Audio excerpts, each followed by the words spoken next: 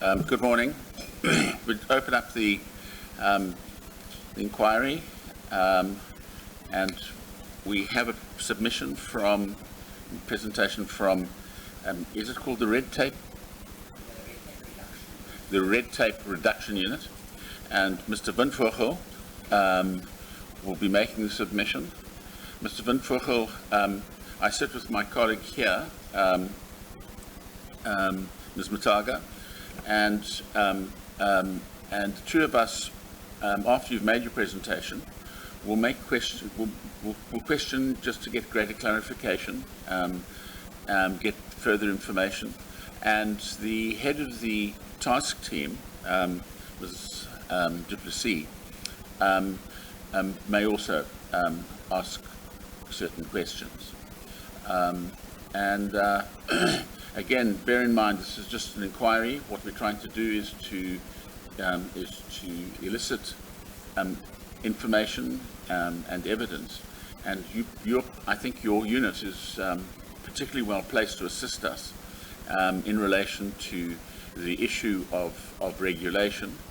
One of the objectives of this inquiry is to find out whether or not national, provincial, or municipal regulation constitute barriers to entry, and bear in mind too that we not only acquiring a fact-finding exercise to find out whether or not these regulations, how they operate, whether they do have this effect, but also to make recommendations. Our report, once we've collected evidence, we'll evaluate that evidence. We'll produce a report plus recommendations. That goes to the Minister and then gets tabled in the National Assembly.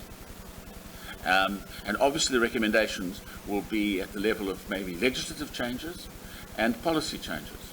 So I would like you in your presentation not simply to confine yourself to your own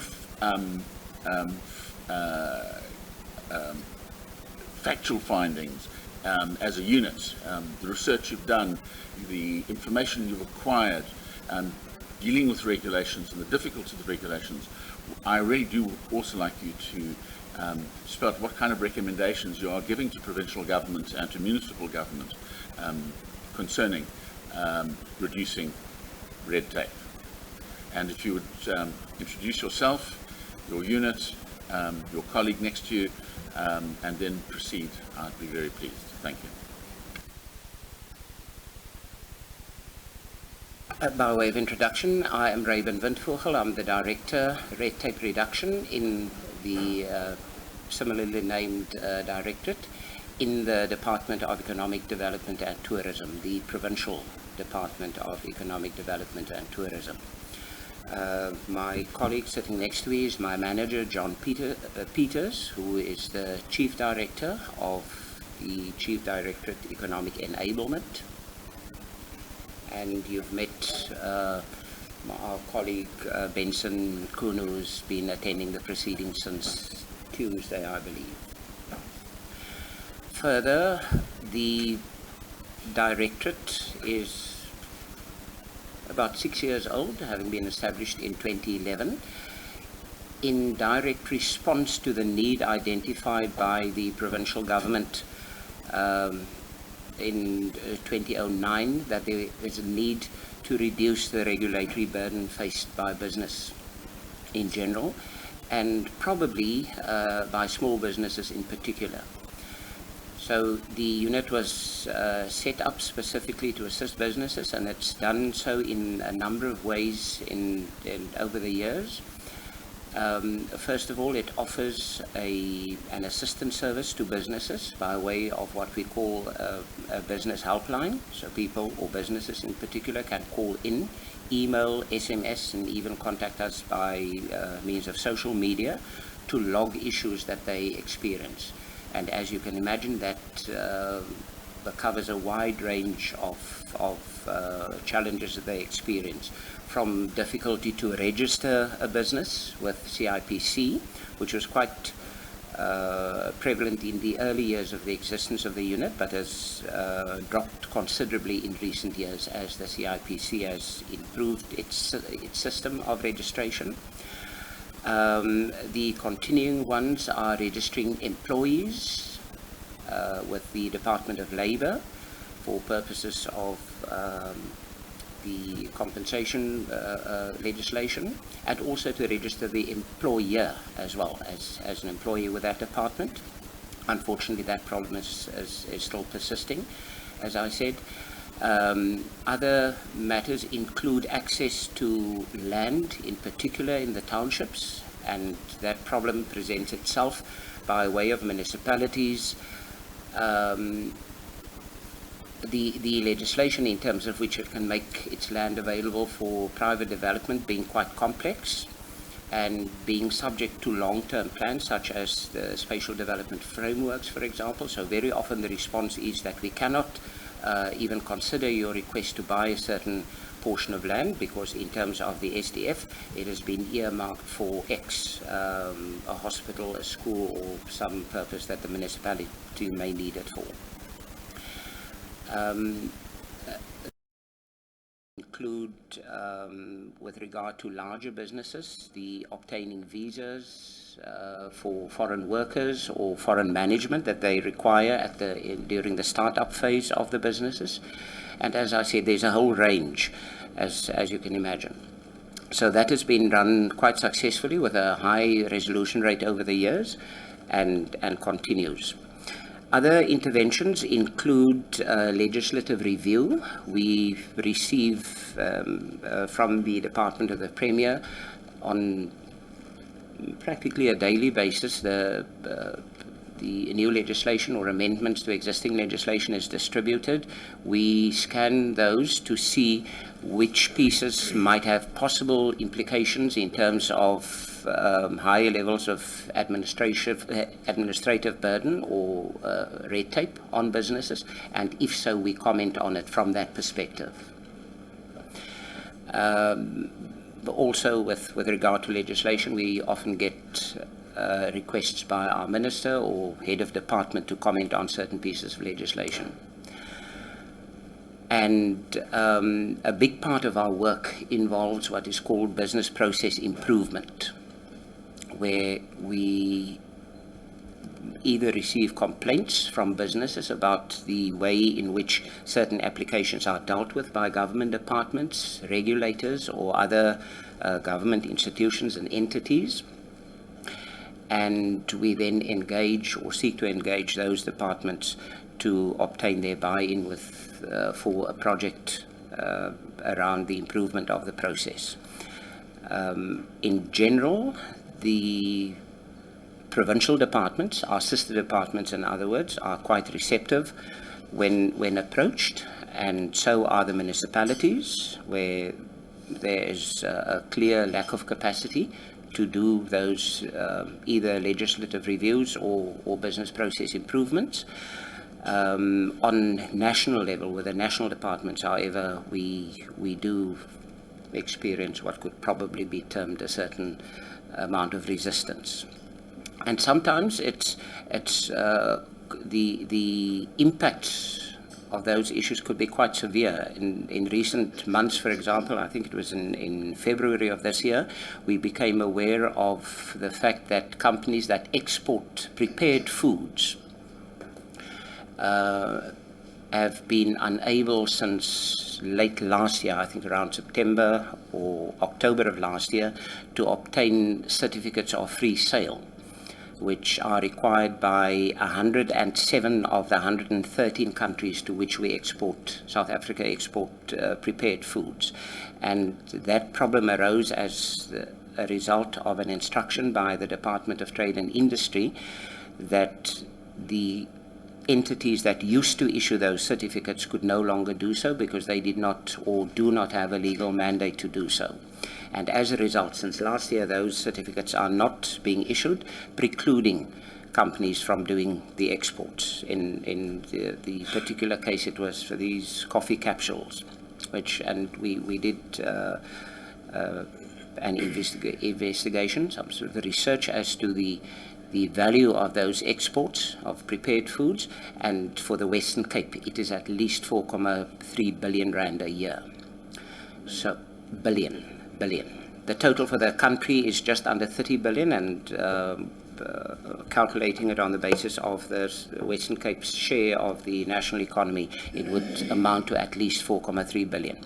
So obviously that's the sort of environment in which we would intervene. We've already written to the Department of Trade and Industry, the Department of Health, and the National Department of Agriculture, Forestry and Fisheries, the regulators involved or the departments involved, to seek their assistance in solving that problem.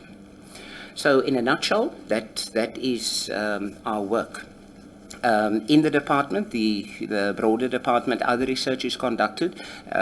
You will have seen from the documents, the research documents that I forwarded to you, that research, one piece of that research was conducted by us, the one relating to the bylaws in the city of Cape Town. The other was by our department or the unit that deals with research, or economic planning it's called, but which is responsible for research in our department. With regard to this issue, we have, as far as I'm aware, not done research into the grocery retail sector in particular. The department has conducted research into, amongst others, the informal economy, as per the document, one of the documents that I forwarded to you.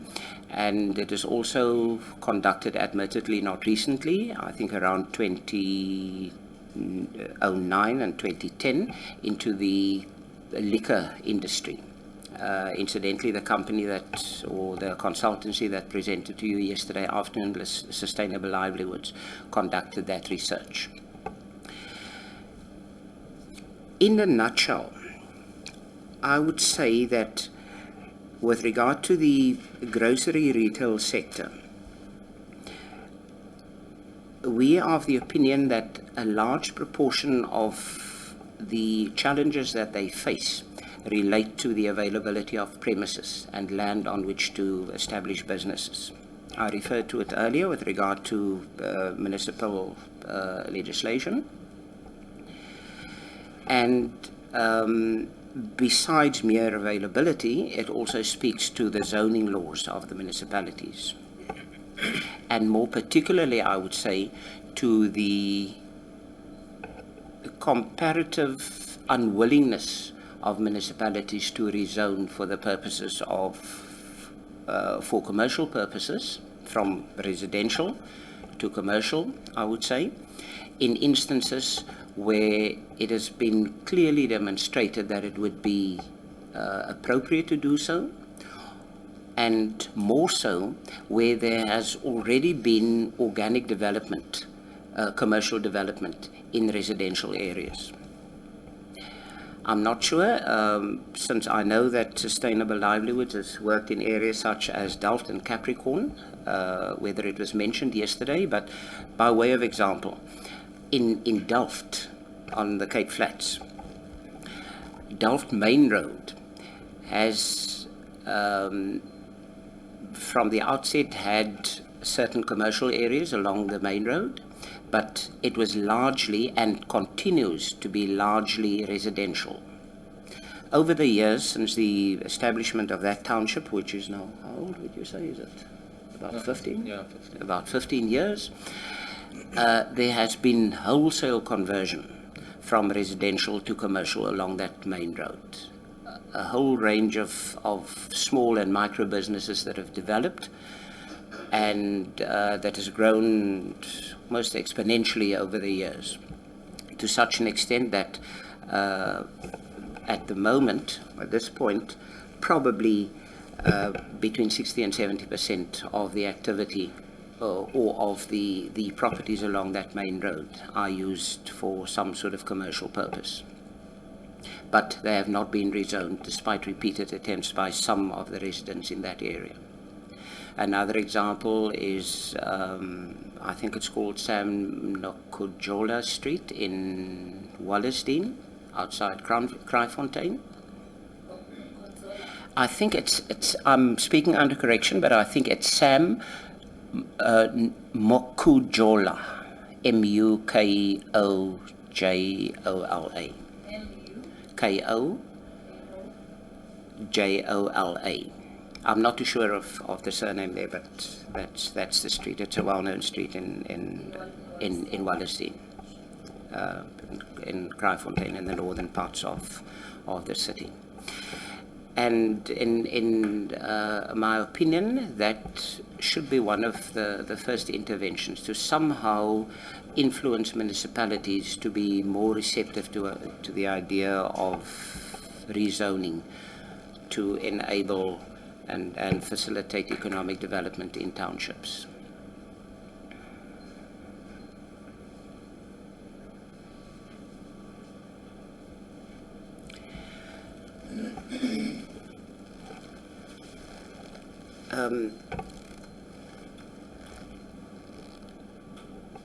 I think with regard to further regulatory issues, that generally the regulatory authorities for whatever industry sector should also be, to the extent that it is possible and does not compromise or unduly compromise standards of safety and hygiene, etc., should be more accommodating of economic activity in especially township areas, and that the economic support units of municipalities should also be more supportive, because they can make a big difference. And I can give you an example. A few years ago, I think it was probably around 2013 or 14, I was mandated by Mr. Peters to do a brief investigation into the needs of small businesses, or not small businesses, informal traders in Mitchell's Plain, the fruit and veg and other product sellers at the town centre in Mitchell's Plain. And probably one of the major concerns or complaints that they had is that the city made no provision for storage facilities, overnight storage facilities for them. There were a range of other complaints that they had, but one of the major ones was storage facilities. And it was a simple thing, the problem being that most of them did not have their own transport, so they would have to pay other people hire transport to get their products to the marketplace there, and would have to cart everything back at the end of the day, of the working day, and the same process every day, which has involved a lot of time and effort on their part, and as due to the lack of support, money to transport the goods. As a result, I then went to other station areas and noticed, for example, that at the retreat station in the southern suburbs, the municipality constructed simple enclosures with palisade fencing, where people leave their goods, or if not the goods, then at least the carts on which they transport their goods from that storage place to the surrounding area, and it's left there overnight, and there's facilities to lock it up at night. So it cuts out major effort on their part, and the same was observed at Mowbray Station, and it was quite heartening in the interviews with the people there to hear how complimentary they spoke about the managers of those two facilities compared to their views of the ones that manage the Mitchell's Plain town centre area, for example. The last point that I'd like to make before John, would you like to add? Okay.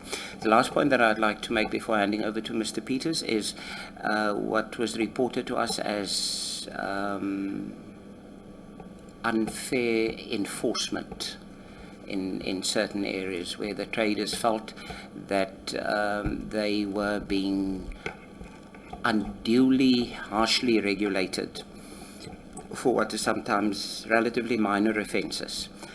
I was witness in Mitchell's Plain Town Centre during my visit there for the purpose of the report that I had to do, where boxes of fruit and veg that were placed slightly over the yellow demarcations of the areas within which they had to trade were kicked by the enforcement, the city law enforcement officials on site, with an instruction to the traders to move the boxes because they were exceeding their area of trade. And that was the other issue that was reported, that when there was an attempt by the city to regulate the area, that they were given really small trading areas which were inadequate for their purposes. And then, as I said, the fact that they felt the enforcement was, at times at least, particularly harsh. And that is besides the fact that they also complained that although the law enforcement was provided, that they engaged in that sort of conduct rather than taking care of real security issues such as robberies and thefts that were reported to them, and that those weren't really actioned. I can just mention that we receive requests from, as I mentioned before, the minister or our HOD, or sometimes from industry associations, to do legislative interventions, where, in response to which we then conduct research, some background research before arriving at proposed solutions, and that we are obviously open to any recommendations that would come from this initiative or any other, if it relates to that, into the current industry, to look into those to see to what extent we could intervene and assist. Thank you very much.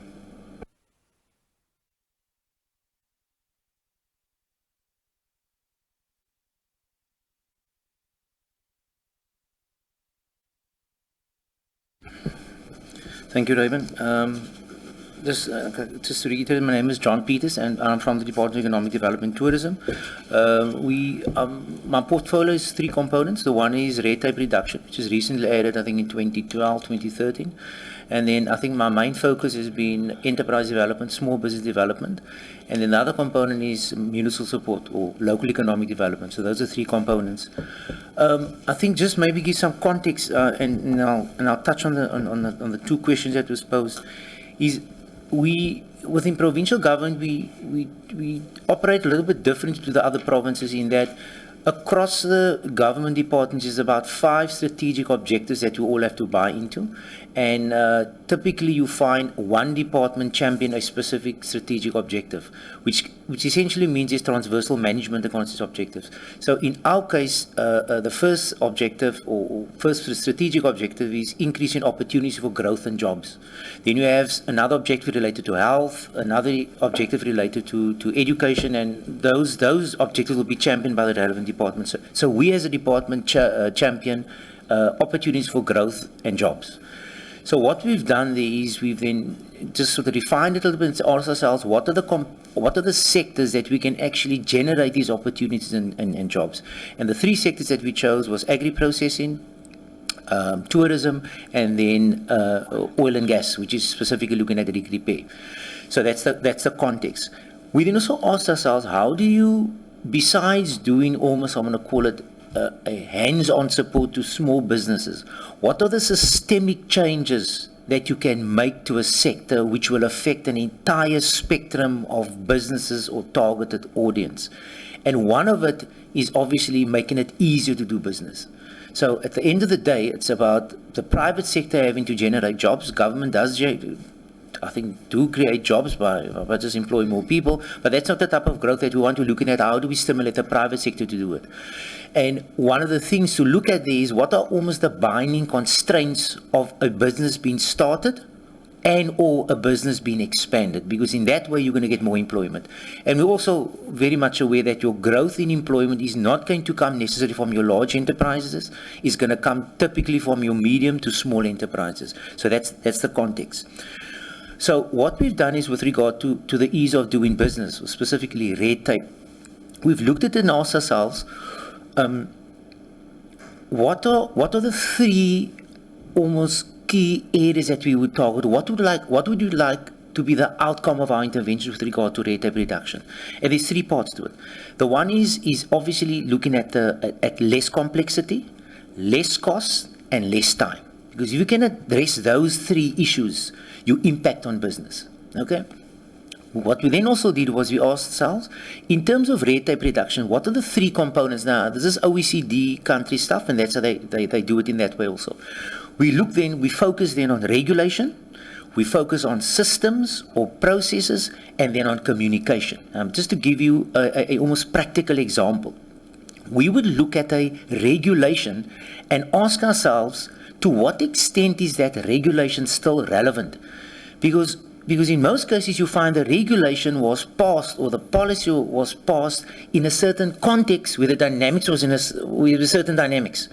And in most cases you find that those dynamics or the environment has been reevaluated where someone has asked, is it still relevant? So we look at that part. So Reuben touched on what we call the call center. If we get a call, like we had recently a call from, I think, one of the businesses, one of them will still confirm it, a business in a certain area in the city of Cape Town, where apparently there's a bylaw that says you cannot operate a self-catering business in the same location or the same area as a sort of hotel B&B type of thing.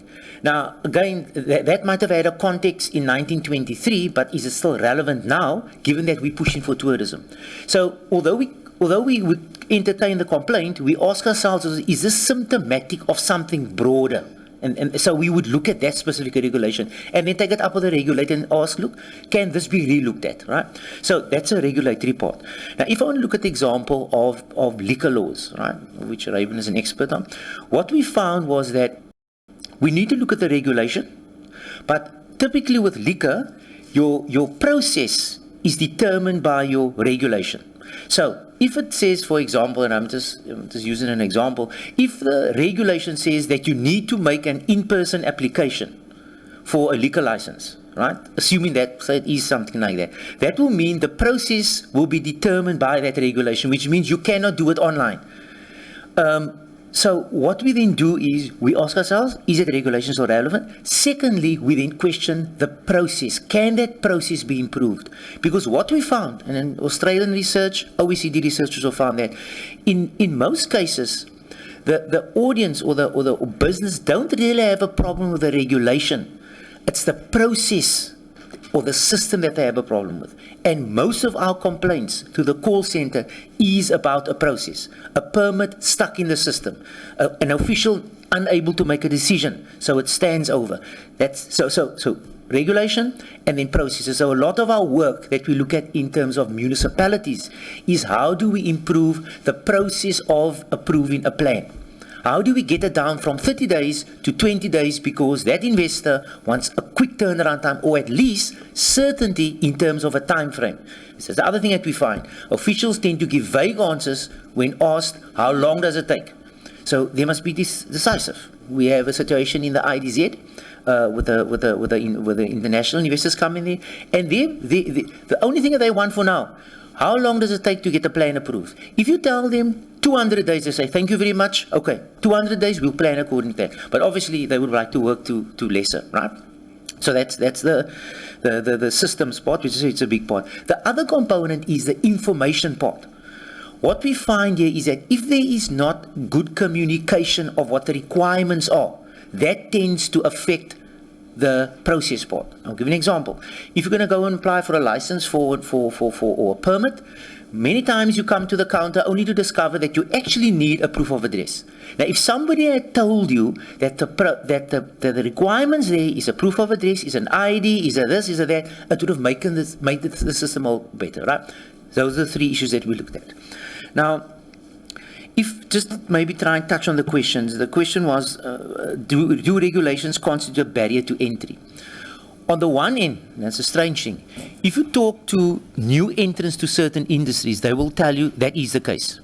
But what we sometimes find is that the very participants who's already in the system actually embrace those regulations because in that way, they're keeping out competitors. So certain sectors just operate in that way, right? What I can say is, and I think what our research has shown, and Sustainable Livelihood also say something similar, is that because of apartheid planning, especially in townships, it could make it virtually impossible to run a legitimate licensed business in an area. Simply because if you do not get a what you call it, a departure, rezoning. If you do not get proper rezoning, you would not be able to have a business, a legitimate business. So I think just in terms of our own regulations, if we tell in a business, a liquor outlet or a spaza shop or any business that requires a license, that you need to have the following, including rezoning, and rezoning is not going to be able to take place at that area, you're not going to have any economic activity in that area. So I think we need to look at those things, and there's some models that have been considered now. Example, the one they did in Namibia, and Leif would have mentioned that one probably to you, is the high street model, where you look at townships and you decide to, as a municipality, to wholesale rezone that entire strip, so that you can actually attract businesses there, property values increase, and you create that sort of hub of activity like you would have in a Voortrekker Road towards Bellville. Exactly what you do there. Okay, so on that end. Also on the, so that I think I touched on, do regulations actually constitute barriers to entry? On the one hand, like I said, if it's in the township planning is poor.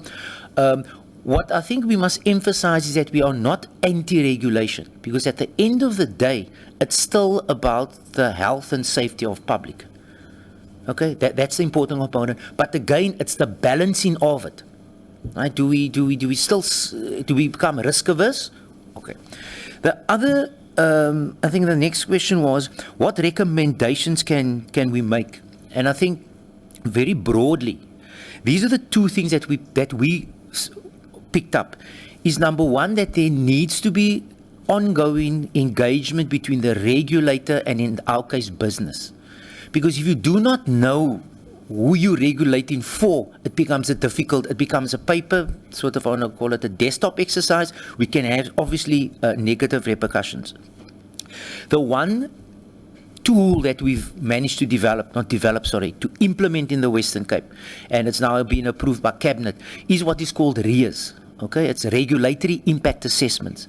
Now, what it means is that no legislation in the Western Cape will be passed unless it has gone through a regulatory impact assessment. In other words, in part of it, and there's a whole process to go through it, you need to, the regulator needs to justify why there needs to be a law, a bill, a bylaw with regard to that, including what the implications or repercussions it will be on small business and on the public.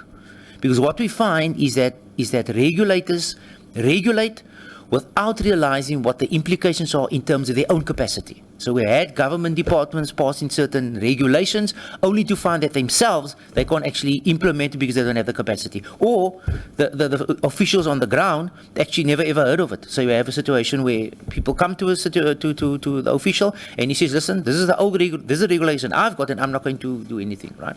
So what we do now is, so in the Western Cape provincial government, we have now regulatory impact assessments has been standard. Any new law that needs to be proposed goes through that process. What we also considering, or what we also want to do now, is look at an RIA or regulatory review of existing regulations.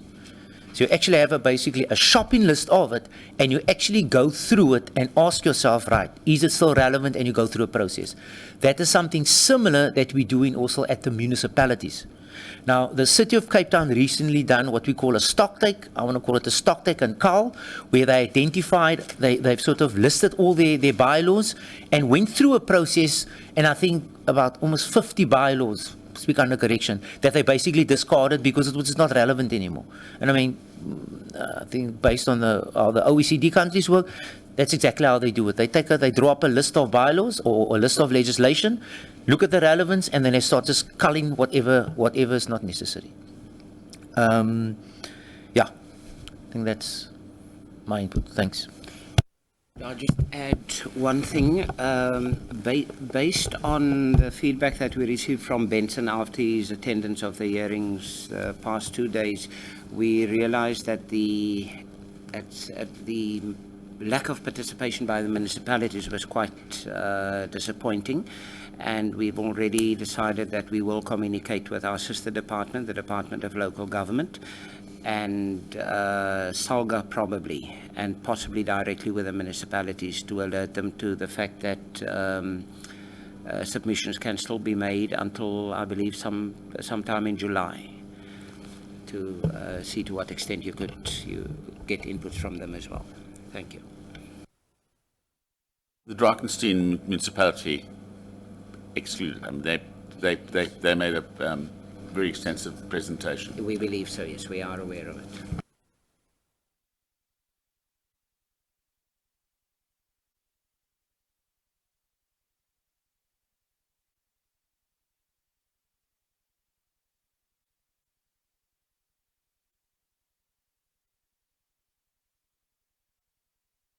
I wonder if I could just begin by asking you, why is it that there's a reluctance to rezone in the townships, do you think? What is the...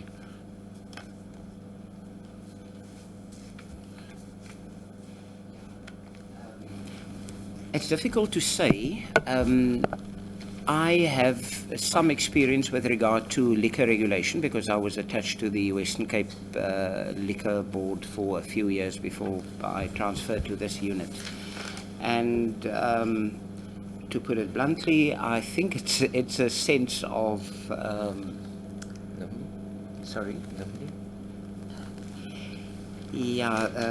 what's the term that I'm looking for? But a sense that there needs to be control with regard, specifically with regard to liquor, that the locals somehow need to be protected against the negative influences of liquor, and that's with regard to the liquor industry. With regard to other industries or the retail sector in particular, I can't really tell. I know that in my years at the Liquor Board, one of the arguments that was advanced was that surrounding properties would fall in value if they were to be rezoning along Delft Main Road, for example, which I can't understand, because where such rezoning has happened in traditionally or erstwhile white areas and residential areas, the opposite has happened. And there are scores of examples that can be given. So personally, I'm of the opinion that if the same were to happen in the township areas, that there would be a similar increase in value in all probability. The research that Sustainable Livelihoods has done may point to that. With regard to the Namibian example, Evelina Street in Windhoek. If I recall correctly, that was mentioned in their research. I'm not sure of the content of their presentation yesterday, but Sustainable Livelihoods did research into Evelina Street in Windhoek, Karatara, I think it's called. Karatara. Yeah, in Windhoek, where an entire street was rezoned. And if I remember correctly, it was found there that property values had indeed increased. I will check with them, and if need be, we could let you know. Have we got that research, the Namibian research? Yeah. It seems to me quite important. So that sustainable. Do you have? Yes, I'm not sure if I have it, but I can certainly get it quite easily and will forward it to you. Do you mind that if we could make a research request from you to submit various pieces of research that you think might be useful for us? Yeah. We really appreciate that. And the Namibian one, I think, is important because it's the Katutura township.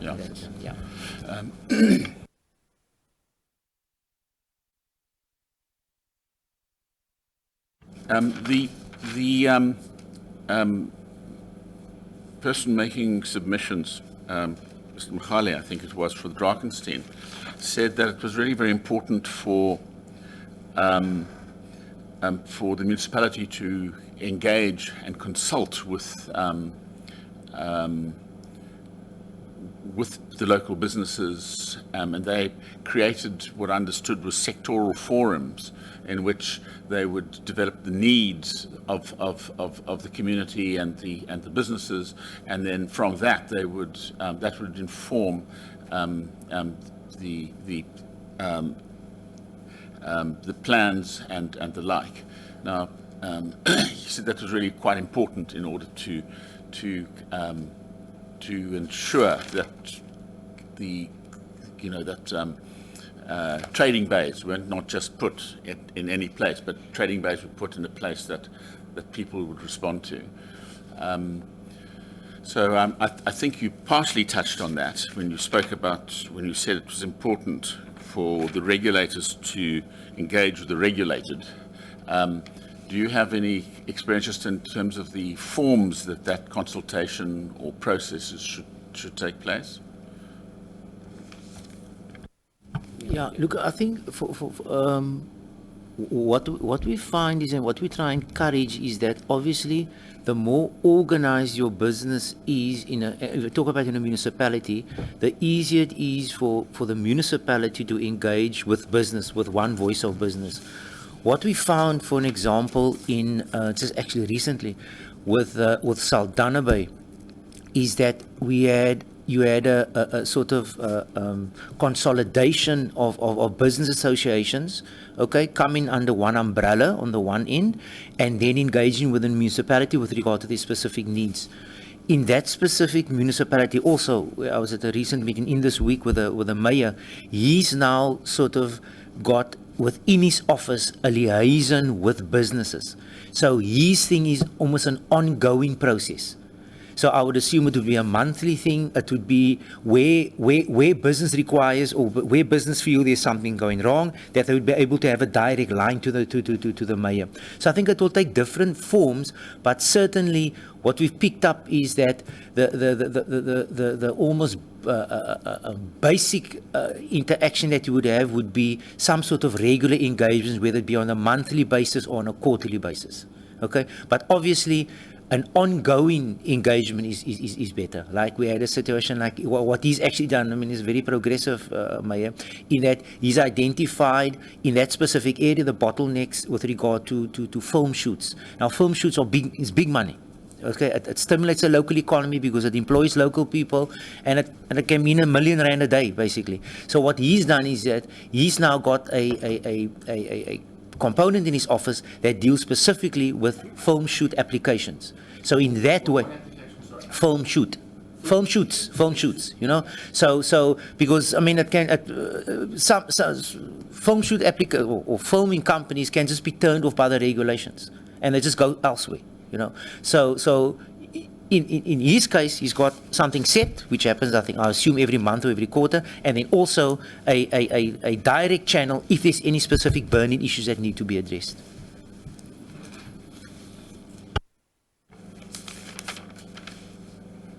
Any questions? Thank you. I just want to understand if the red tape reduction unit is something unique to the Western Cape province, or does it exist in other provinces at all? To our knowledge, it's still unique to the Western Cape, although we have engaged with other provinces through the National Department of Small Business and what's the local government one? DLG. Local government. Is it called DLG there? Yeah, and the National Department of Local Government. So there would appear to be plans afoot to establish similar units in other provinces. I know KwaZulu-Natal in particular is probably closest to establishing one. But I assume that the other provinces, although they might not have a red tape reduction unit, but they do have support for small businesses, or they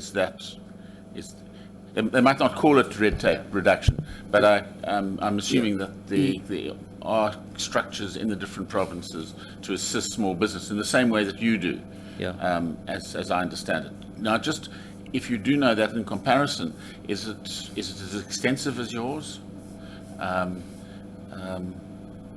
if you have any knowledge of that. Yeah, I think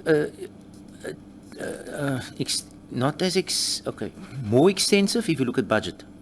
Okay, so we, in comparison to the other provinces, we're not very well funded in terms of SME development, but that doesn't mean that we do not do SME development. I think the decision that we've taken is that, like I said, there's two components of our small business development component area, is that with enterprise development at the moment, like yesterday we had what is called a funding fair, and that was almost a direct intervention to get SMMEs to be finance ready. So that's almost a hands-on type of assistance to SMMEs. So we'll do that. We do training in collaboration with UWC and APSA, where we train 1,000 SMMEs in townships, basic business skills and stuff like that.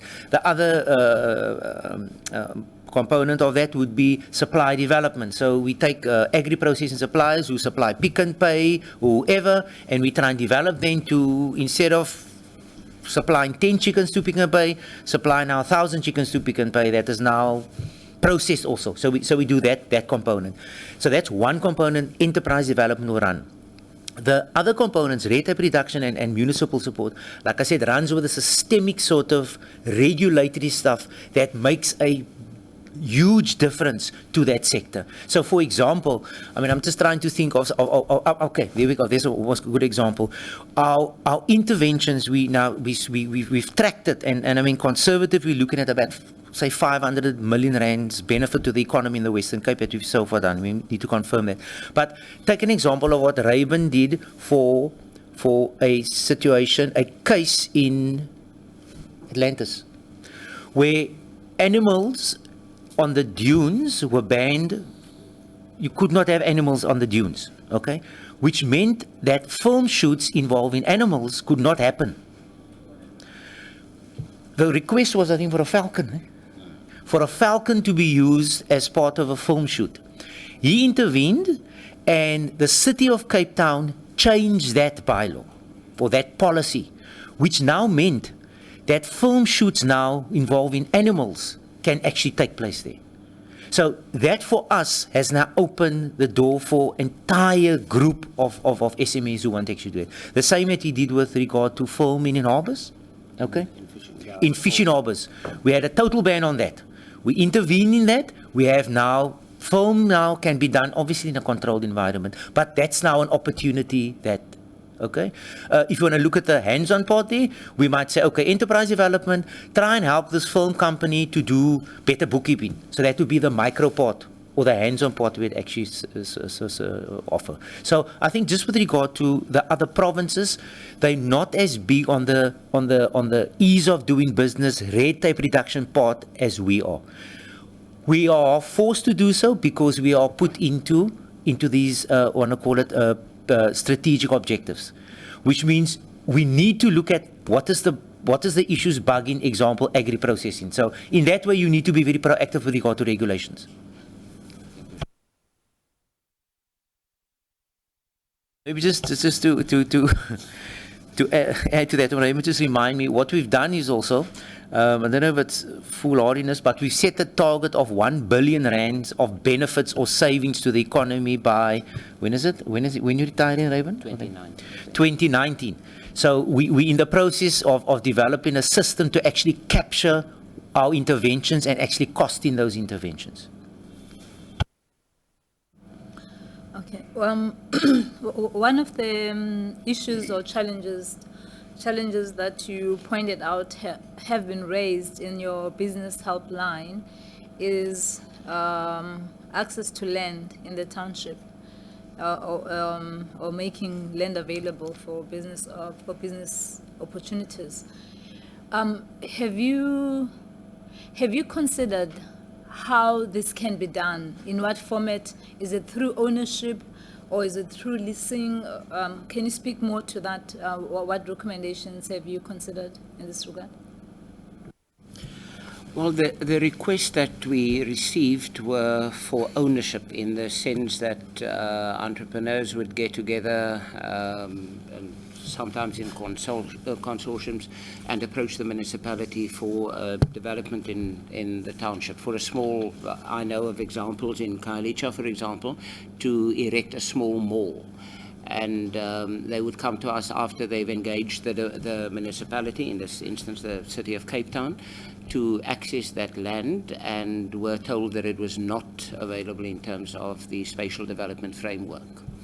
So I'm not, as I said, the request that we received, and that's only one example, but the request that we received related to acquisition of land rather than leasing. I don't suppose that leasing is excluded, but the ones that we dealt with was for ownership, was for outright purchase. So can I just maybe add to that one? And I don't know much of the details, but I know the City of Cape Town has proactively identified land or property specifically, which they've actually made available for ownership by SMMEs. So I think some of the what you should call it hives that time, that they actually made available now to be owned by the tenants of that area. I know they did it in Googs, I think some in Khayelitsha, but I know they did quite a few in Googs and in Nyanga, where tenants have been occupying the premises for years, and the city has now decided, okay, look, you can actually just take the property now. So in that way, I think it stimulates that ownership part. Sorry, on the point you're making, Mr. Peters, is that land that's leased for commercial purposes, or is it land that they reside on, like residential property as well? Because my next question was going to be the issue of ownership. Has it been considered as well on the residential side? And I'll tell you why I'm asking this. We had a submission, and I'm sure it's something that will come up throughout our processes as we engage with these with smaller business players, that when they also look for finance with the banks, they find that they don't have assets. The house you own, the house you live in, you're not an owner of. The business that you operate, you're also a tenant in. So it's in that context that I want to understand, both from the commercial point of view and the residential point of view, what is the position of the law, as you understand it, in the Western Cape at least, with regards to ownership, and what direction is it taking? I'm quite uneducated on that. Look, I think, I mean, and again, I'll speak under correction here, but I think from the City of Cape Town, certainly in the sort of coloured community, coloured areas, the city has sold off a lot of its properties to the tenants. Okay, where you had an option. Remember, there was a time where you could buy the property for a nominal fee, or you could choose to actually just rent the property. And I think quite a few tenants took up the option of actually buying it. So obviously that makes it just so much easier to try and access credit, not as if that in itself is going to automatically generate credit. The SMEs still have problems with regard to credit. But I think again the city would be able to provide better details on that. But there has been a drive from the city side, specifically City of Cape Town, to actually relinquish ownership to the tenants of the, call it, council properties. While still maintaining the option of tenants remaining tenants and just start paying rental. Okay, I think with a yeah.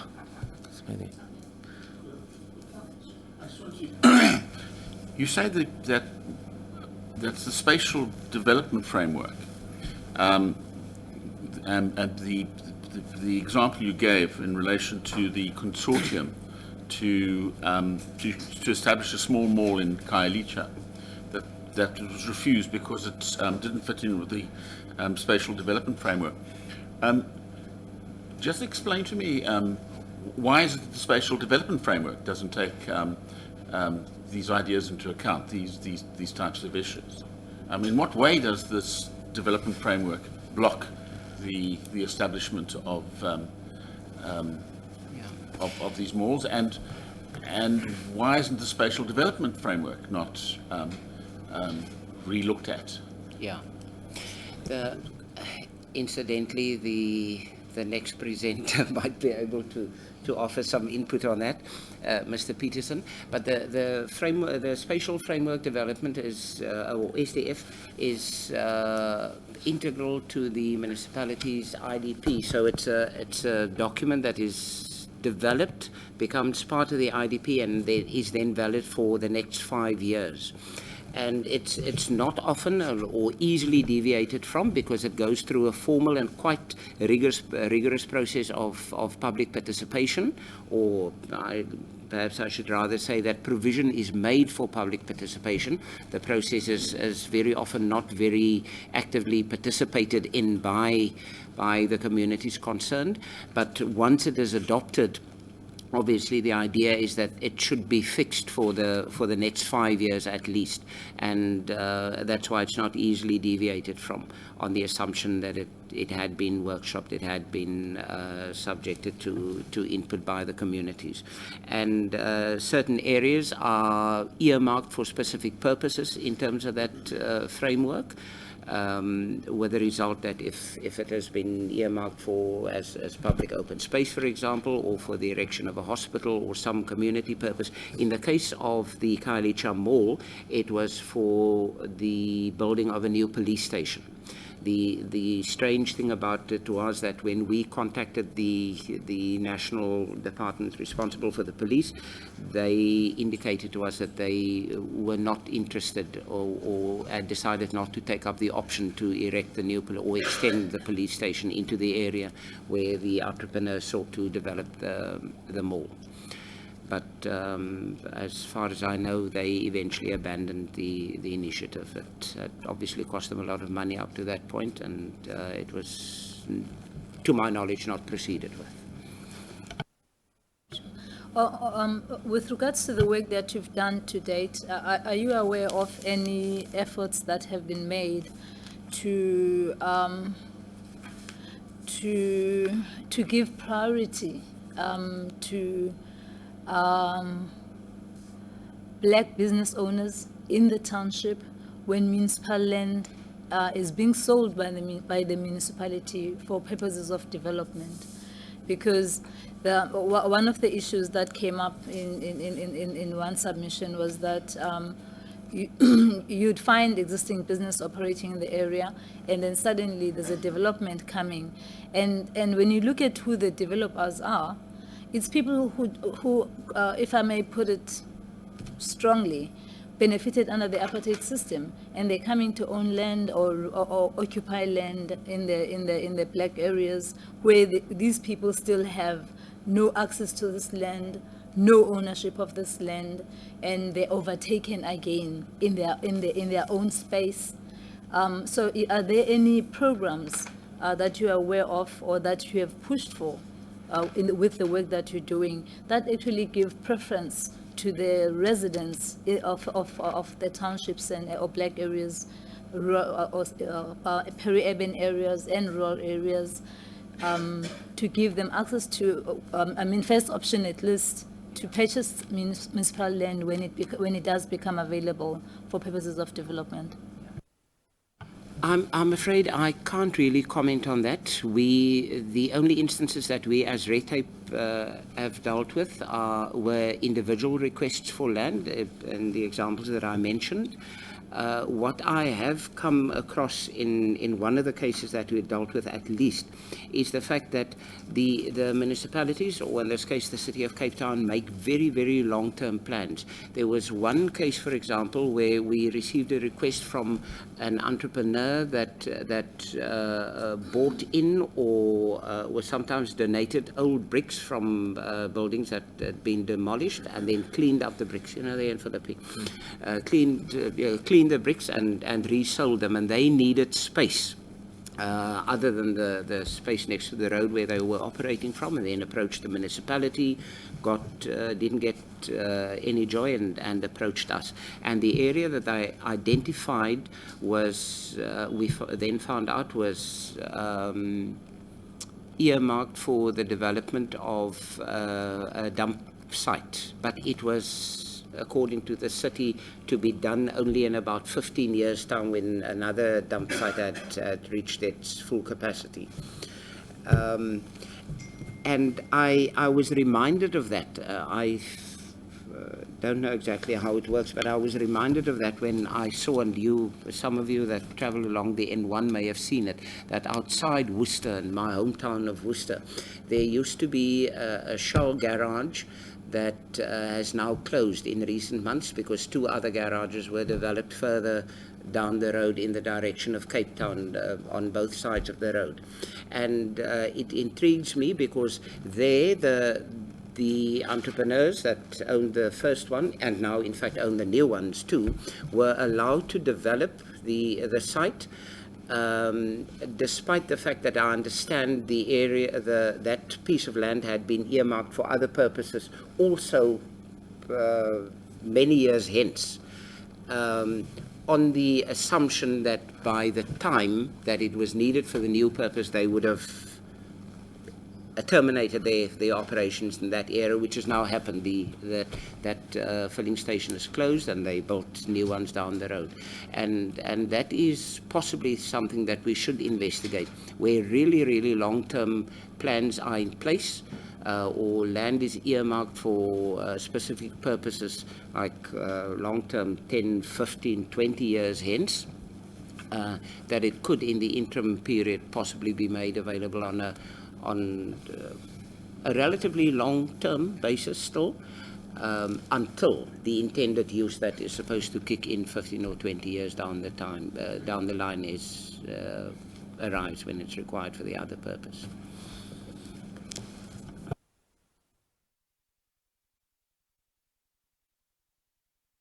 I mean, just taking that up, I mean, a brick cleaning operation wouldn't involve any serious infrastructure that would be required to be demolished in order to That was indeed our argument at the time, yes. And able to secure the land for them. No, we were not. They said it was actually an NGO. They secured alternative land at the time, or they pursued an alternative piece of land eventually. Maybe just add onto the land issue is that it's obviously very difficult to set conditions if it's privately owned land. You know, you can't set the condition that you need to cater for SMMEs or black SMEs or something like that, unless it's part of some sort of approval plan with regard to some department where they say, look, if you're going to, before you put in, I'm just saying it could be something like that, where before you want permission to install anything, this is the conditions you have to fulfill, right? So I think it is a bit difficult there.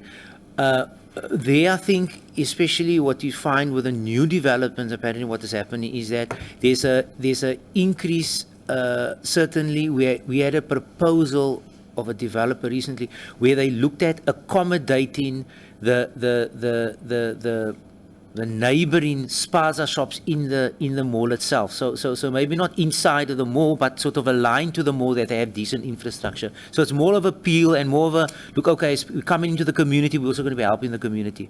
That's the private sector part. I think certainly with publicly owned property there, in terms of triple BEE and stuff like that, which has now been beefed up in terms of the regulations, there you could be more preferential and prescriptive of what you want done on the land. And I think if it's properly written, you can actually engineer it that it actually benefits your local communities, also specifically your local businesses.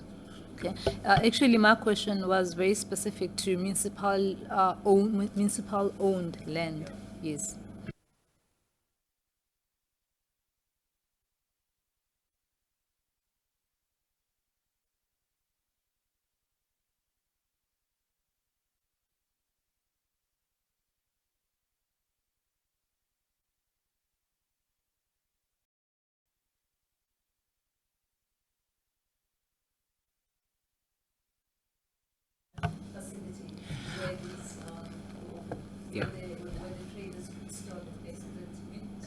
Is it municipality or is it privately owned? It's municipality. I don't remember what their titles are or the title of that job is, but it's regional managers responsible for those areas across regions in the city. So there's one that manages Mitchell's Plain and and Khayelitsha area, and the one that manages both the Retreat and the one at Mowbray. Well, that's the same manager manages those two because it's along the southern suburbs railway line. Yes. So I think the difference there could probably be explained by the personal approach of the managers concerned. And we did raise it with the city at the time to say that if you look at the success and the relative satisfaction levels of the traders at the latter two, Retreat and Mowbray, that is something to be looked at with regard to the managers of the other areas too, to change their approach and actually because it was a direct and very specific request by the traders in Mitchell's Plain that is what they needed, overnight storage facilities. Just to add into that, maybe just a line to that, is that what we found was that, and it's clearly evident, that just in terms of the competitiveness of local SMMEs or local small businesses, spaza shops in the townships, that, and I think a Sustainable Livelihood will point that out, I think in Delft and quite a few of the other areas, it's now been dominated by foreign-owned businesses. And we even see it in the city, that in the city, in the CBD, that part of the competitiveness of these foreign-owned businesses is on first of all bulk buying. So they've got central buying, which means the prices are lower. Instead of individually buying at wherever, Pick n Pay or wherever, these guys tend to centrally buy, and sometimes they buy even direct from the supplier, and it's distributed in a very profitable way. So all you do is, as an operator, you just concentrate on selling that chips. That's it. You don't worry about where the chips is going to come from. You just sell the chips. That's the one part, the competitiveness of it. The second part is the storage or the logistics of it. And if you'll notice in town specifically, walk down the side streets and little offices have been rejigged or whatever, refurbished, just to store traders' goods.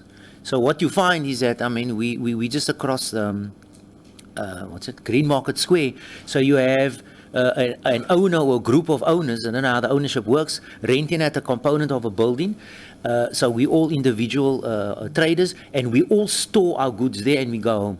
The local guys, what we found was, like on the parade, you would find our local guys having to cart their goods via taxi. So obviously you can only cart that much in a taxi and have to pay for it, and that doesn't make them very competitive. So I think part of this keeping our local guys competitive is to look at how do you just make it easier for them to be competitive, because like I said, the foreigners have got different business models that's just out-competing us, the local guys. Could I just add to that? During my visit to the Mitchell's Plain town centre that I mentioned at the beginning of my input, that is what I discovered. The guys selling fruit and veg all told me, I spoke to 7 or 8 of them, and all told me that they collected their goods individually from Epping Market, which is about, 15 kilometers at least away. So they would have to leave home early in the morning, travel individually, in most instances without their own transport. In other words, taxis in some instances, and in other instances rented transport to collect their goods. And I spoke to 1 or 2 that had their own bakkies and said to them, but how much of the space on your bakkie do you use? And they all, the 2 of them indicated to me that they use actually very little space. And I said, but I then spoke to the others and told them that it would make sense for them to enter into some sort of arrangement with the owners of transport to bring their goods as well. And the problem is mistrust. If you look at the distribution system set up by the foreigners, it is extremely efficient. And as John said, they are therefore able to concentrate on their own businesses. They don't lose the hours at the start of the day to collect their goods and come back to their place of trade.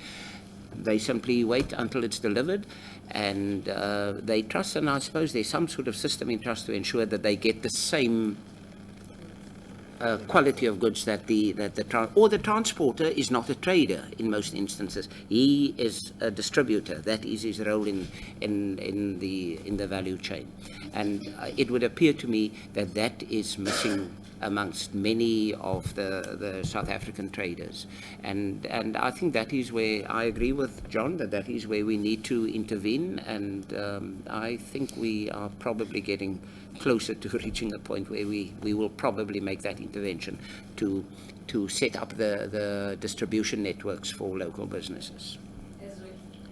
As well as storage facilities where they can go and store individually, Yeah, absolutely. because they don't really have to be a group to do so, if Indeed, storage yes. facilities are Yeah. made available. That's correct.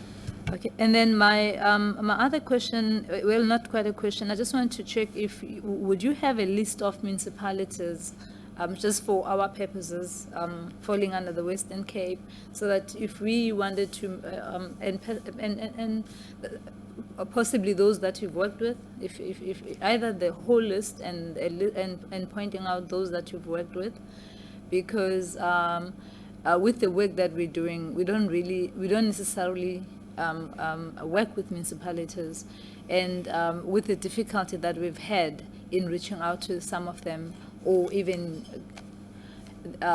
getting any response from those that we contacted, we would like to see who's operating. When you say municipality in the Western Cape, who are we talking about, so that we have a clear picture from our side. If you could provide us with would you be able to, with such a list? Yes, we will. We will send you the link for the local government handbook, which contains details of all the municipalities, contact details, size of the economy, and so on. And then we could provide you with a list of the municipalities that we've worked with quite Sure. closely, because obviously we have not worked with everyone, Yes. but those that we worked with. And do you think we could get Faye to give a brief summary of the interventions there? Our Yes, we and could, Faye's yeah. interventions. We'll do that, Yes. Our colleague that works in that space will talk Yes. to her so that we can give you a summary of the interventions that we've had over the And the years. contact persons. And yes, Yes, and the that would be good for us. And then my last Sorry, just on that, miss that one. I think an important organization to also speak to is SALGA, South African Local Government Association, because they would be able to, if everyone to reach out to municipalities, they'd be able to assist you with regard to that.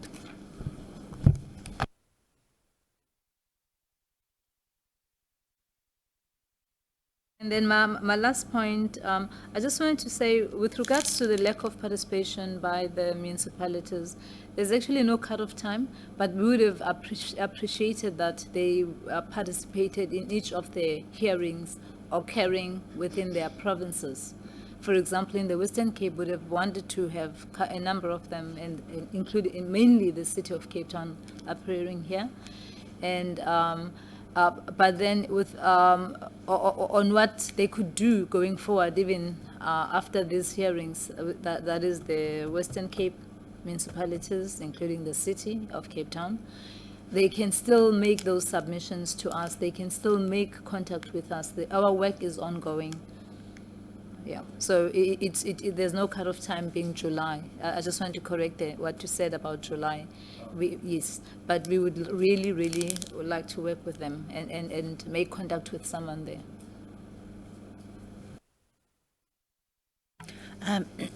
Morning. Earlier, you indicated that you have seen a drop in the time and the difficulties in registering a new business with CIPC. I just wanted to find out whether what indicators are you using to monitor that and to identify that drop. The first indicator for us, which is perhaps a crude one, is simply the fact that those complaints have dropped almost completely off our radar. In my early days at the unit in 2013 and early 2014, there were still substantial numbers of complaints about those registrations coming in, but we engaged with CIPC about it, and they indicated, the then manager there indicated to us that they were in the process of setting up electronic systems, which we have, which were demoed to us and which we viewed, and we've even tested. I registered my own company electronically, and it was really a cinch. And also the submission of annual reports on their system, on the platform that they created, is very, very easy. I have recently, about 3 weeks ago, dropped into their offices here, which is about a block and a half away from our offices, to just be taken through the system again, and it really works well. Thank you. Then you also indicated that you one of the functions that you do is to go through legislation to identify whether there are high administrative burdens within those pieces of legislation. Again, do you have specific criteria in identifying that, or how do you go about in identifying that? We look at things such as additional reporting criteria, for example. To give you an example, we had a complaint, I think in 2014, of a very small medical practice that complained about the fact that it had to report its waste management to the local municipality and to the provincial Department of Environmental Affairs and Development Planning, and they felt that it was double reporting, firstly, and the amount of waste for a small practice like that was minuscule. And in addition to that, the waste company, one of the big Enviroso or something that does the collection, also keeps very detailed records of whatever they collected. Now, in that instance, that matter was resolved because the provincial government indicated to us, the government department indicated to us that it is indeed, our argument was indeed correct, or the argument put forward by the practice was indeed correct, that they fell below a certain threshold. So the insistence by the local municipality that they had to report both the municipality and send it to provincial government was incorrect. So, in fact, there wasn't a problem. But that is the sort of thing that we would look out, for example. Unnecessary or unnecessarily onerous reporting requirements. We also look at communication between the departments and the sector that it seeks to regulate, and how easily information is made available. Last year, for example, we ran a project in the last financial year up to March of this year. We did a project with Green Agri, a provincial entity that was established to promote green or environmental friendly practices, for example, because they told us that they've got all the legislation that farmers need to make certain decisions. They've got it on their website, but the farmers complain that the information is not easily digestible. So we ran a project with them to look at how the legislation could be simplified and put on the website in a more easily understood form. So those are, amongst others, some of the indicators that we use.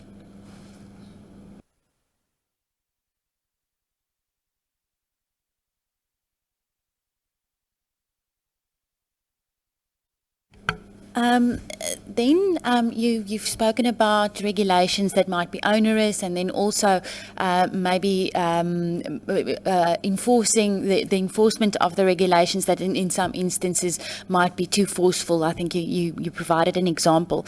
Have you also picked up on issues with regards to uncertainty with regards to what the real regulations are that are applicable to spaza shops or informal businesses? So have you picked up on that particular issue?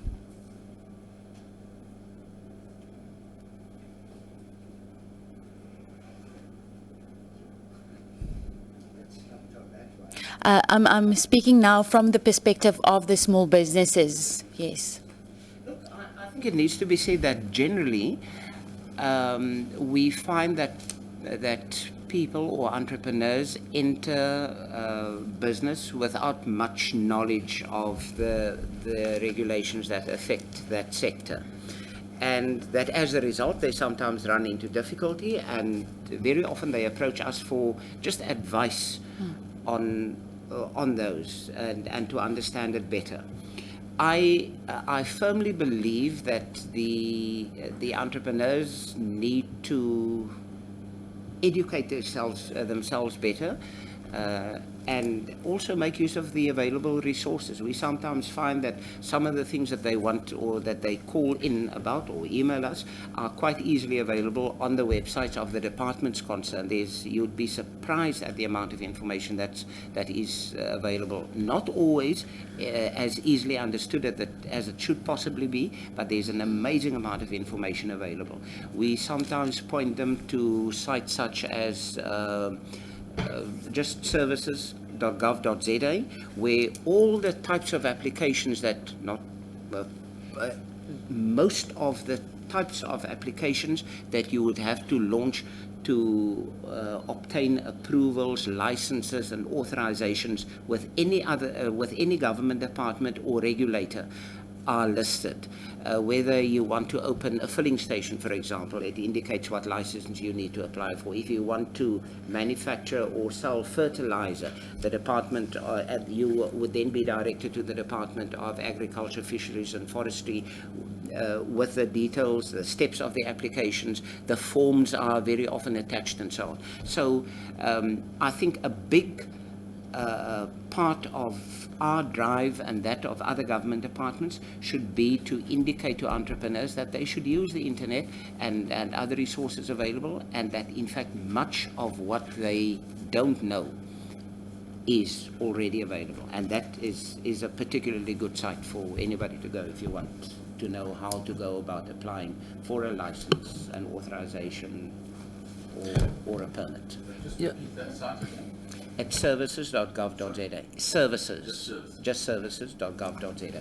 Yeah, just to add, and I think the more, I think we can coin a term, the more informal or the more subsistence the business is, I think the lesser the chance that the operator will first of all realize that whatever he or she is doing illegally, because in most cases it will be a matter of, look, either I do this or I start robbing people, you know. So, and also it's relative. I mean, I live in the Table View, and if I look at that, they've got it's called Sandown Road, and there just happened to be now call it a taxi rank where taxis actually park and wait for workers that live in the noon and come from the various centers to actually take the taxi from there.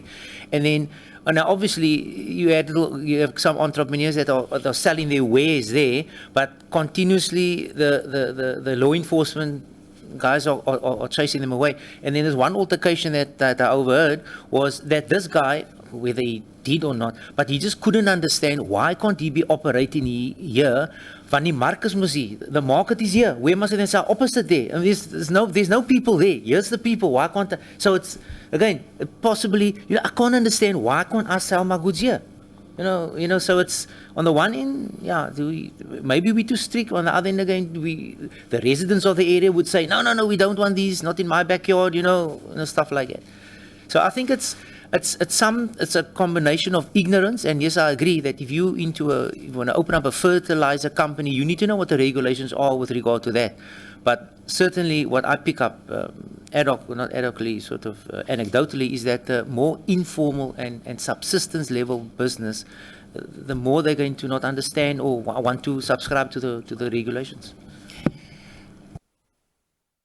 I'll just add to that. I think the importance of industry associations could not be emphasized enough, and I'd like to give you an example here. In March, late March or early April, we were contacted by the association that deals with film permits. What are they called? The Association for Stills Producers, amongst others. The Association for Stills Producers and video. I don't remember the exact name now. They contacted us because they reviewed the tariff list of the City of Cape Town for the use of its facilities, particularly city halls and community halls for the purpose of doing film shoots. And they picked up on page 177 of a 177 page document that the tariffs for filming at those facilities had simply been removed. So with the implication you can't hire those facilities for film shoots anymore.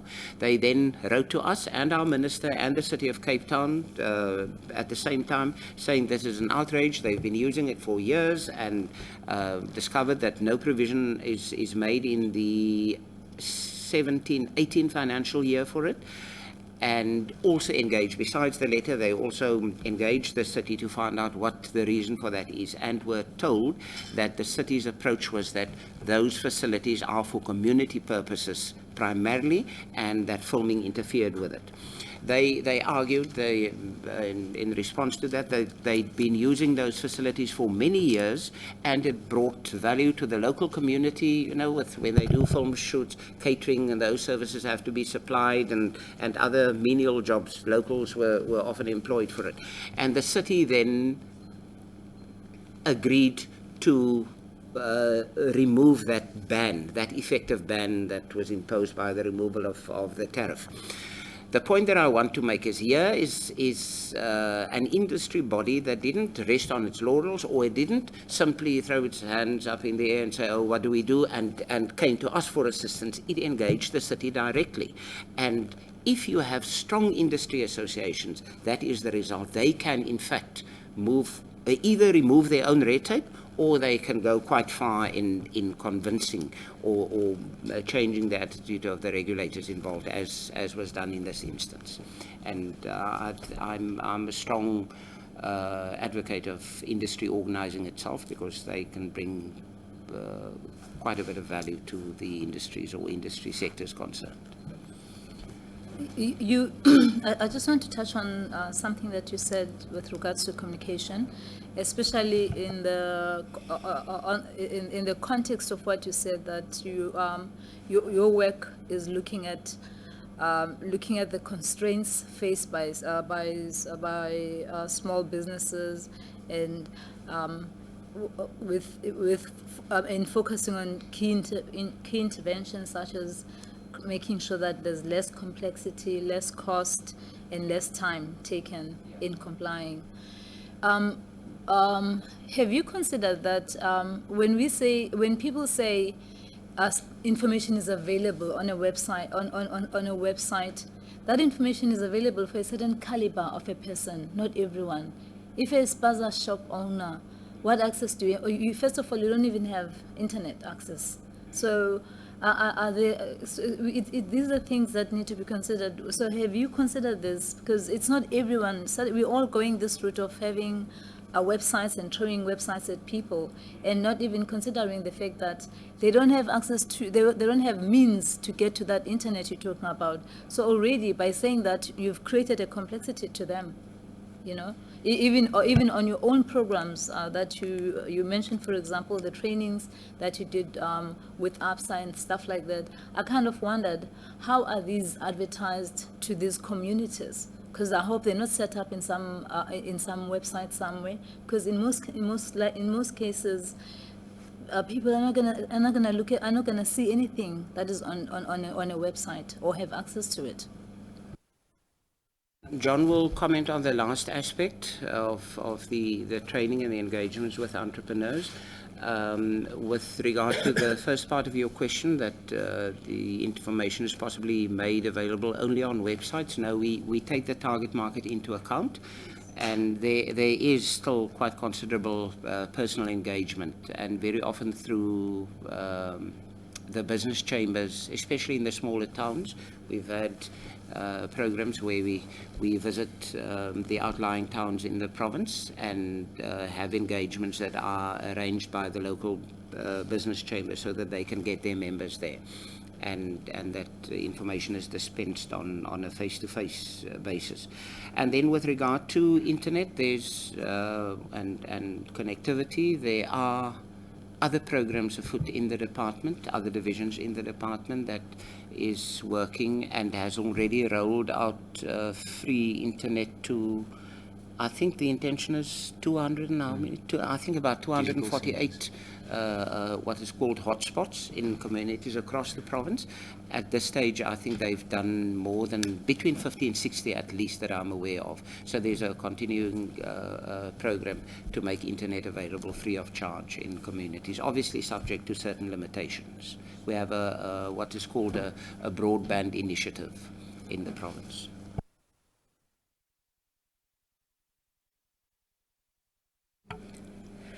Then a question with regards to the regulatory impact assessments that you have started to and have already conducted. My first question with regards to that is, to what extent is competition or the assessment of the impact on competition a criteria in those regulatory impact assessments?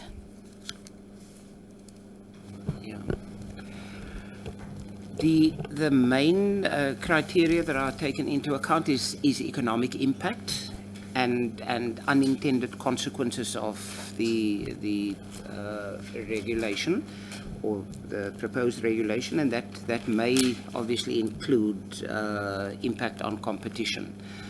In the pieces of legislation that we have reviewed so far. In fact, let me first start by saying that we have not conducted a regulatory impact assessment as yet. The first one, after the adoption of RIAs as a requirement in this province, the first one was commenced and is currently underway, and that is with regard to the green paper on alcohol harms reduction for the Western Cape, which has started only recently, I think, towards the end of March. So there's a series of questions that are asked, and competition could be amongst them. It depends on the nature of the legislation considered, obviously. And then I think you also mentioned that, and correct me if I'm wrong, that you've already reviewed a number of bylaws, and that you've identified a couple of clauses in those bylaws that are not necessary anymore. Is that correct? Did I understand that correctly? No, not ourselves, okay, but part of the program that we're rolling out to, put it this way, up until last year, our municipal support was looking most squarely at local economic development. So we'd look at programs that promote local economic development. From this year, we're looking exclusively at processes and legislation with regard to local municipalities. I think a good example, if you want almost a case on that, is to speak to the city of Cape Town and what they have done in terms of their regulations. Okay, so, but very simply put, they've identified a whole list. They drew up a list of it. They had a stock take of it, and they went systematically through it, and then sort of culled it off, which was of no relevance. Okay, and we will contact the City of Cape Town, but are you perhaps aware if there is a report that has been produced in that regard that we can have access to? No, I'm not sure about the report. Was the report? Yeah, we can look and check if there was a report, but certainly all we got from them was a list of regulations that have been put to pasture. Okay, can you perhaps and we can discuss this offline, but can you provide us with the relevant the contact details of the relevant official that would be able to assist us with? Yes, we can do that. Thank you. Then another question with regards to liquor. I think you've identified now that a regulatory impact assessment is underway with regards to liquor. Is this with regards to the new liquor bill that has been proposed? Because we've heard some complaints with regards to liquor, specifically in the province's liquor licenses, and that they may be very onerous. Yeah, no, the regulatory impact assessment is not with regard to the new national liquor legislation. It is with regard to the provincial policy on alcohol harms reduction, which obviously includes a number of policy statements or policy directives that the province wants to take in regulating the sale and production and sale of, and consumption, obviously, of liquor in the province. We have commented on the national liquor policy, which is to result or lead to a new national act, but that is a separate process. There we've only commented. There's no regulatory impact assessment, although we have suggested one to be conducted in respect of the national legislation. Yeah, just, I mean, Ruben can confirm. I think from a national perspective, RIAs are required or CS are required? Perhaps I can just comment that in 2007, the national government adopted regulatory impact assessments. It became a requirement by national government. The presidency was supposed to ensure that RIAs are conducted in respect to all new legislation. That has not really worked. We have requested, in instances where we were told that RIAs had been conducted in respect of new legislation, we've requested copies, but it had never been made available, contrary to what the practice should be, that when you conduct one, it's supposed to be part of the public participation process around that piece of legislation.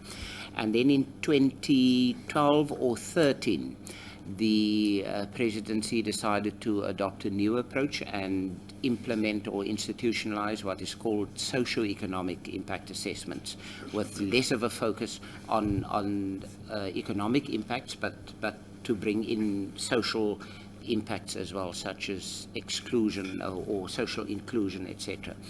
That is a state of play with regard to RIAs and or CS at national level. Certainly from our side, our almost standard input to any national proposed legislation is that a RIA needs to be done. I mean, that's just, and obviously divulged. You know, you can't have an option of saying, yes, we do a RIA, but we reserve the right not to actually make it public. Thank you. Have you, as a unit, heard a number of complaints with regards to overregulation in the liquor sector?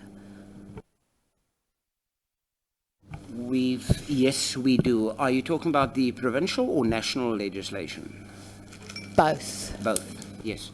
Yeah, we have certainly, and with regard to the proposed approach for new liquor legislation at national, some of the complaints that we've heard relate to policy directions around, for example, what is called the radius principle, that one would not be allowed to grant a liquor license within a radius of 500 meters from a school, church, or other similar institution. What else is there? But certainly we have heard complaints. The reduction of drinking age from, or not increase. To increase it from the current 18 to 21, etc. Thank you. And then, have you had any complaints with regards to attempts to develop on tribal land, or difficulties in accessing and developing on tribal land? No, not. We have not. John, are you? No. Thank you.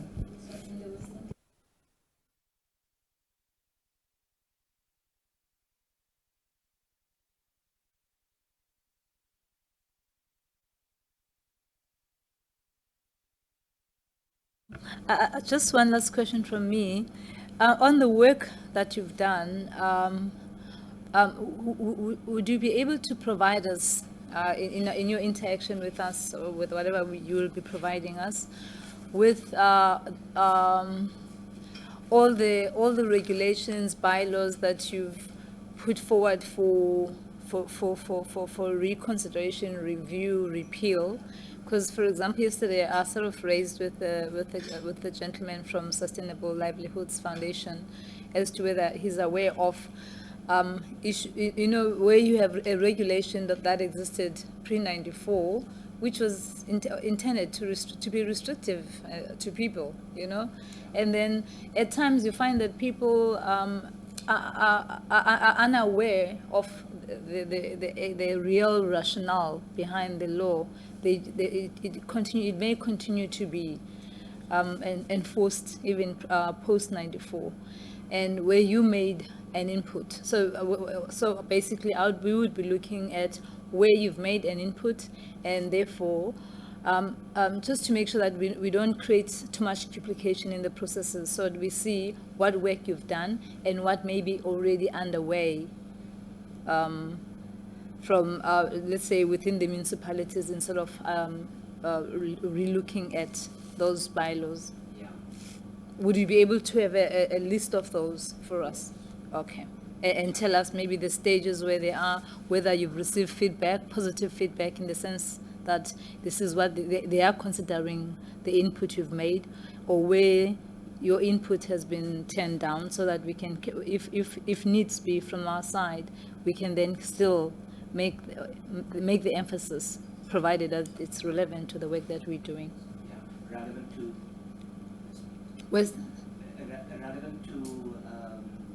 the grocery sector? Informal businesses and specifically grocery. The thing is, we're not quite, I'm not very familiar with all the regulations. So some regulations may broadly affect all informal businesses or all businesses, not necessarily. So even if you are in grocery retail, you have to comply with them. But there will be those that are specific to the grocery retail. Those are easier to identify, so we are aware of those. So both, in my view. Thank you.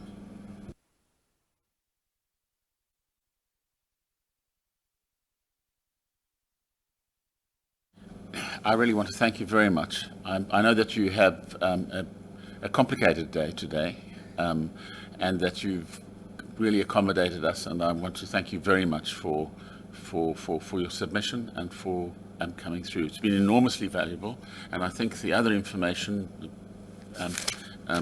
research and other documents that you will send us will be of enormous use to our work. So I really do want to thank you. That we'll close the inquiry in Cape Town. There was a further person to make a submission, but he was waiting for this presentation to end and was unable to wait any longer. So, and what I've just been told that he will make his submissions in writing. And with that, we closed in Cape Town. Yes.